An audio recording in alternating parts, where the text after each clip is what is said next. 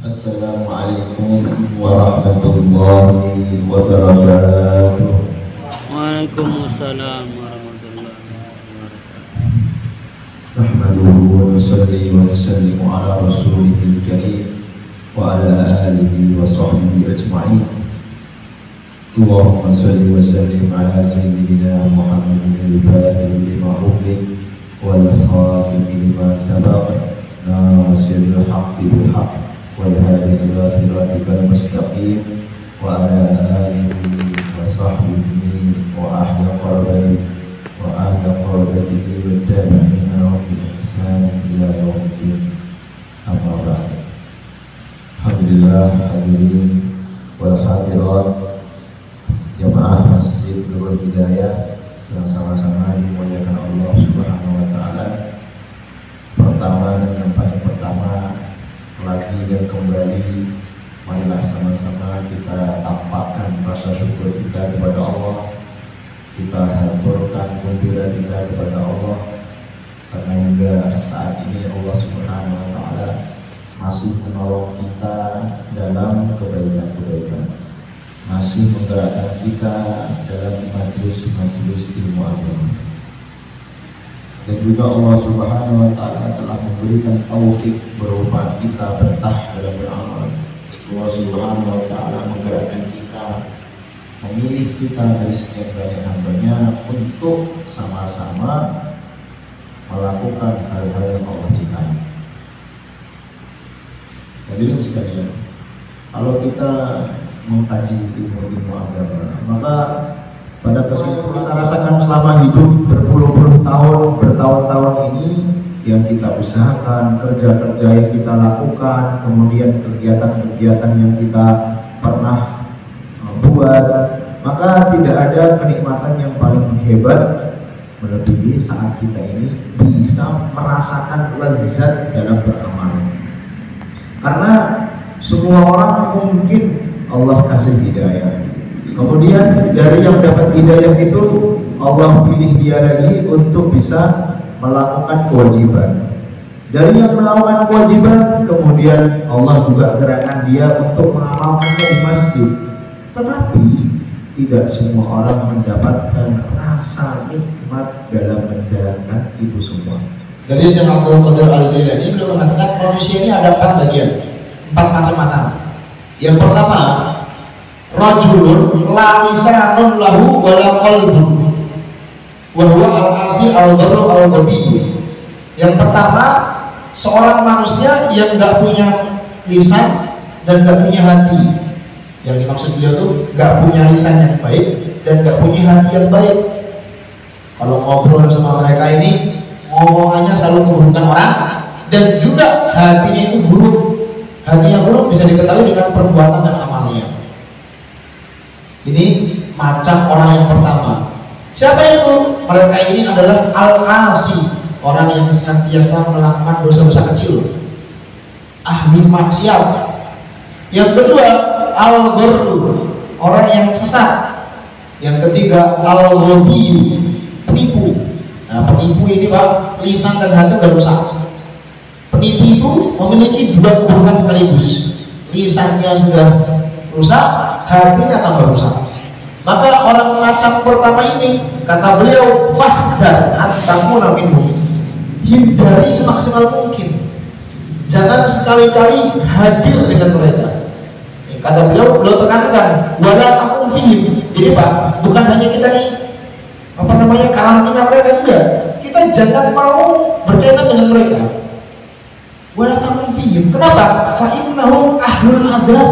Mereka itu bukan hanya membahayakan perbuatan kita, bukan hanya merusak kebiasaan kita. Orang-orang seperti itu, mereka ini ahlul adzab, orang-orang yang akan diadab sama Allah. Harus kita jauhi. Ini penting. Dalam ilmu bermasyarakat, sosial kita ini banyak manusia dengan jenis-jenis macamnya. Nah, ada orang-orang yang harus kita hindari. Di antaranya adalah orang dengan macam yang pertama. Siapa tadi? La lisan lahu wa la qalbun lahu. Orang yang enggak punya mulut, orang yang enggak punya hati yang baik. Siapa mereka itu? Seperti ahli maksiat, penipu, orang sesat itu Pak.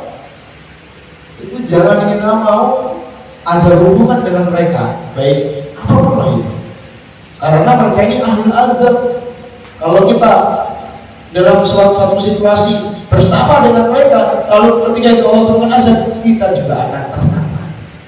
Itu bahayanya. Makanya di sini Syekh Abdul Qadir Al-Jailani beliau tegaskan, la takun fihi, jangan berdiri di kalangan mereka, sangat berbahaya. Kedua, macam orang-orang yang dibagi oleh Syekh Abdul Qadir Al-Jailani, rajulun lahu lisanun bila qalbin salim.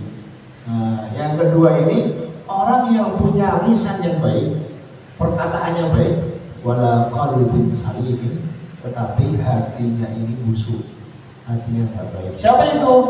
Fayamtiku bil hikmah wala ya'mal biha. Orang-orang yang dia ini mengatakan kalam-kalam bijak, memberikan nasihat-nasihat, wala ya'mal biha, dan mereka tak mengamalkannya. Yad'un nas ilallah, mereka ini orang-orang yang bahkan mengajak orang kepada Allah. Wa huwa yafiru minhu, tapi yang kita nggak tahu sejatinya dia sedang lari dari Allah. Fab'af minhu.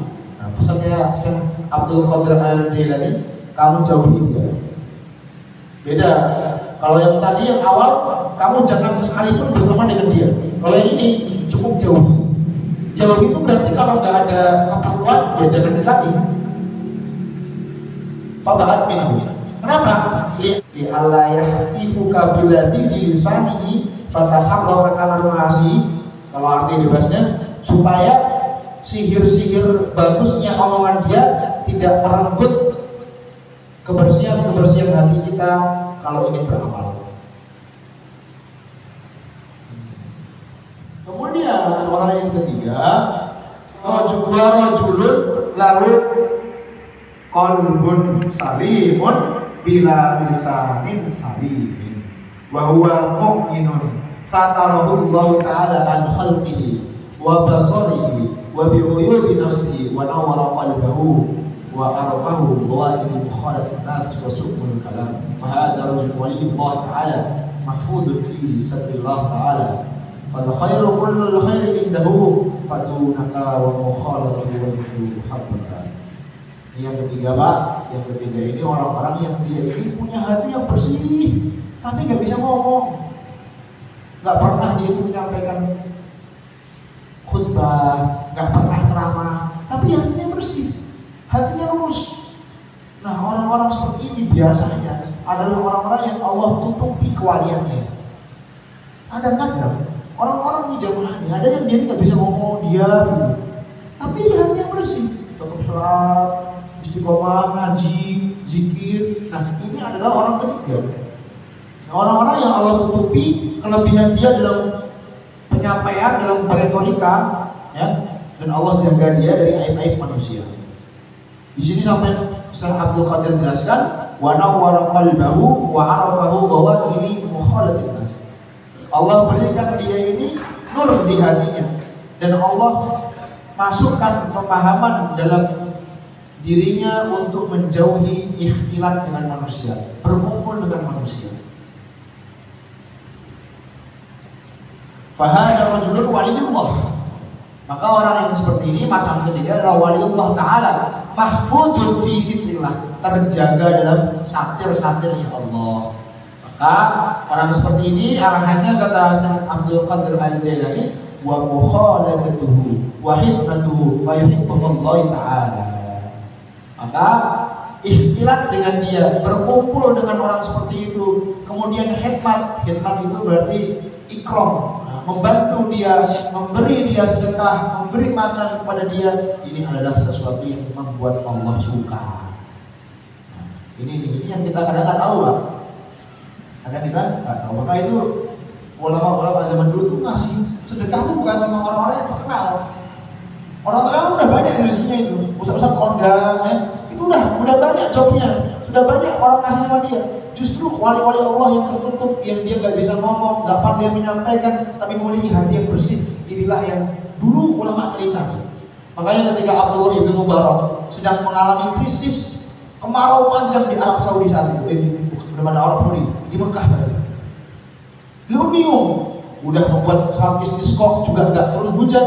Akhirnya beliau nggak sengaja melihat seseorang yang kumuh di pojokan. Ini lagi sholat istisqa, lagi doa. Beliau kan main depan, jadi melihat siapa-siapa aja. Ternyata mata beliau nggak sengaja melihat ada orang paling pojok dengan pakaian nggak layak mengangkatkan doa. Beliau perhatikan, siapa itu? Pas ngangkat doa, langsung turun hujan. Akhirnya pun beliau ikuti. Siapa gerakan orang ini? Pas diikuti, sesampailah beliau pada rumahnya penjualan budak. Ditanyalah, ada nggak orang di sini yang memiliki sifat seperti ini? Oh, itu budak saya, kamu mau beli? Iya, saya mau beli. Berapa harganya? Harganya cuma 2 dinar. Murah sekali. Harganya sangat murah. Maka dibelilah sama Abdullah ibn Mubarak. Tapi beliau tetap nggak menampakkan investigasinya. Dibeli, jadi budak di rumahnya. Akhirnya muncul kemarau lagi di tahun depan. Saat itu beliau pun memancing. Ya, bagaimana budak saya ini? Ternyata betul. Budak itu memiliki hubungan khusus dengan Allah, sehingga saat kemarau panjang, dialah yang berdoa membuat turunnya hujan. Maka saat itu datanglah Abdullah bin Mubarak. Wahai Tuhan, maafkan saya yang telah menjadikan kamu budak selama setahun.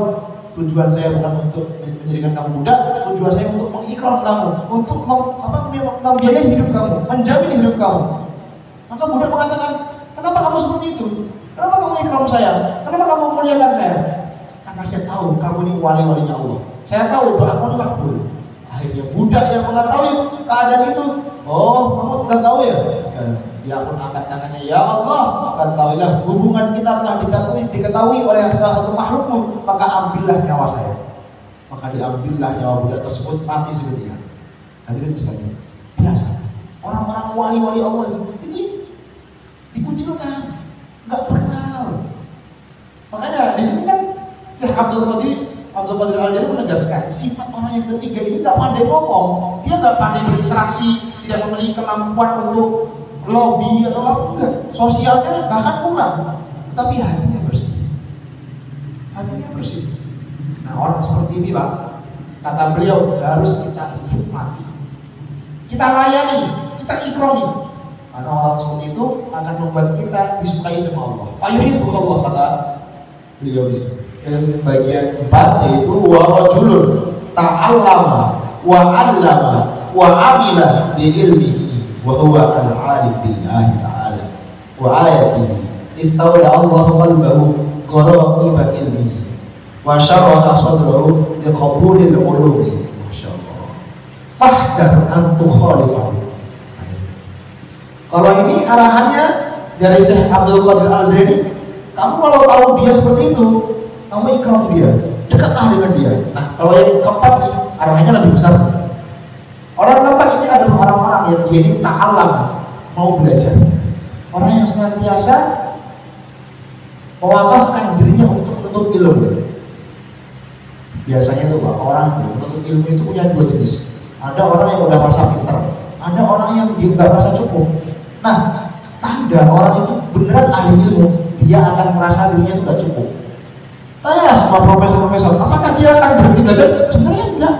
Dia cuma berprofesi sebagai profesor.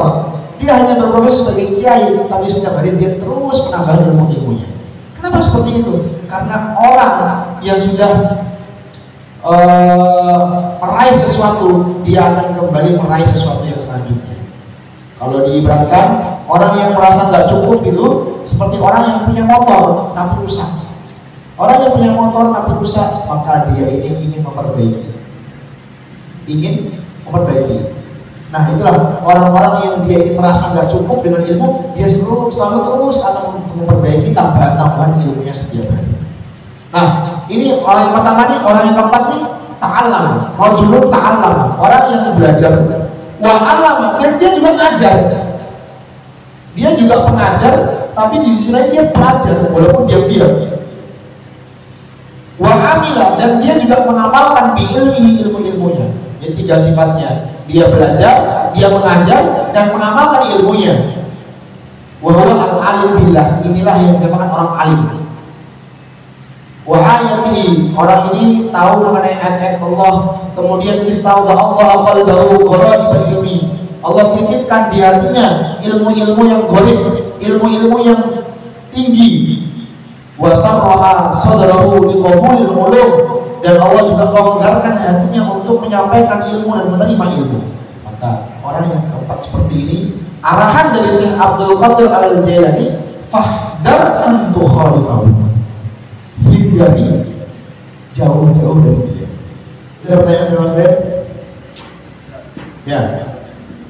Ini gimana cara membedakan orang kedua sama orang yang pasang? Nah, pertanyaan bagus banget. Nah, lihat perbuatan sehari-hari. Itu yang pertama. Yang kedua, lihat omongan dia. Biasanya tuh seperti yang saya bilang, saya jelaskan di awal, omongannya orang yang mengalami ilmunya, dia akan memiliki ruh. Tandanya bagaimana? Akan membawa perubahan. Sebagaimana anak panah, Pak. Anak panah itu, kalau tali busurnya kekuatannya 40 lbs, maka dia akan kena sasaran.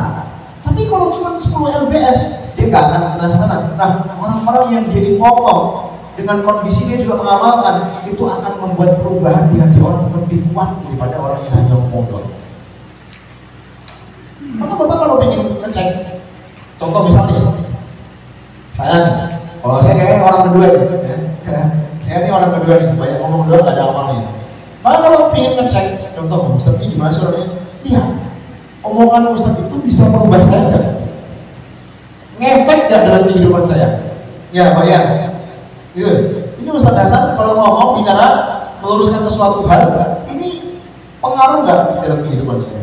Kalau pengaruh, maka insya Allah orang itu masih nomor 4. Kalau enggak, ya saya masih nomor 2. Karena saya pribadi juga amalnya masih sedikit sekali. Bukan orang alim. Maka dari mas kalian, inilah tadi 4 macam orang-orang versi Syekh Abdul Qadir Al-Jailani. Bagaimana kita cari 2 orang yang paling bawah, sifat ketiga dan sifat keempat, orang-orang yang wali Allah dan orang-orang yang alim billah. Insyaallah mas kalian. Dari waktunya, kalau minta maaf, ada baiknya dari Allah Subhanahu Wa Taala, ada perlunya dari kebodohan saya sendiri. Wabillahi taufiq. Wassalamualaikum warahmatullahi wabarakatuh. Waalaikumsalam.